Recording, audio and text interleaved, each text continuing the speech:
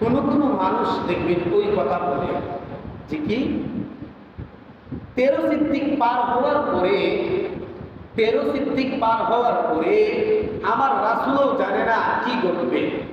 এই কথাটা বলে না অনেকেই, বলে কিনা কথা বলেন? হ্যাঁ, 13 সিদ্দিক পার হওয়ার পরে পৃথিবীতে কি ঘটবে, কি ঘটবে, কি ঘটবে না আমার রাসূলও জানে না। বলেন নাউযুবিল্লাহ, জোরে বলেন নাউযুবিল্লাহ। এই কথাটা বলার দ্বারা আমার নবী মুহাম্মদুর রাসূলুল্লাহ সাল্লাল্লাহু আলাইহি ওয়াসাল্লামের উপর একটা অপবাদ দিয়েছে, মিথ্যা একটা তুহমত দিয়ে দিয়েছে। কি দিছে? মিথ্যা একটা তুহমত, মিথ্যা একটা অপবাদ দিয়েছে।